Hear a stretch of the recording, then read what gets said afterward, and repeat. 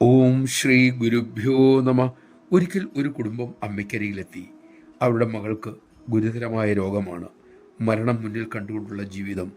രോഗിണിയായ കുട്ടി അമ്മയോട് പറഞ്ഞു, ഞാൻ കരഞ്ഞത് എൻ്റെ അമ്മയെ കണ്ടെത്തിയത് കൊണ്ടാണ്. കുട്ടിയുടെ അച്ഛൻ രോഗശമനത്തിനായി അമ്മയോട് കരഞ്ഞു പ്രാർത്ഥിച്ചു. അപ്പോൾ ആ കുട്ടി പറഞ്ഞു, അരുത്, നാം അമ്മയുടെ തൃപ്പാദത്തിലാണ്.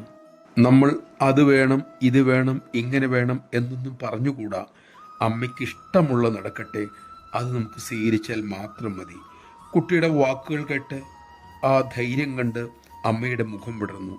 അമ്മ അവരെ അനുഗ്രഹിച്ച് പ്രസാദവും ചില നിർദ്ദേശങ്ങളും നൽകി പറഞ്ഞയച്ചു. അവർ യാത്രയായി. കുറച്ചു കഴിഞ്ഞപ്പോൾ ഒരു ബ്രഹ്മചാരി തിരക്കി, അമ്മേ, ആ കുട്ടിയുടെ രോഗം മാറുമോ? അമ്മ അവളെ രക്ഷിക്കുമോ? അമ്മ ഉടൻ തന്നെ പറഞ്ഞു, നിന്റെ ജോലി അത് അന്വേഷിക്കലല്ല, സാധന ചെയ്യുക. നിനക്ക് എന്താണ് ഇത്ര ഉത്കണ്ഠ?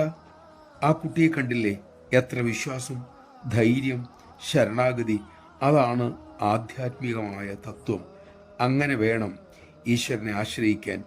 ഇങ്ങനെ പ്രാർത്ഥിക്കണം, ഭഗവാനെ, അവിടുത്തെ ഇച്ഛ നടക്കട്ടെ, എൻ്റെ ആഗ്രഹങ്ങളെയും നിർദ്ദേശങ്ങളെയും തടയണമേ. നമഃശിവായ.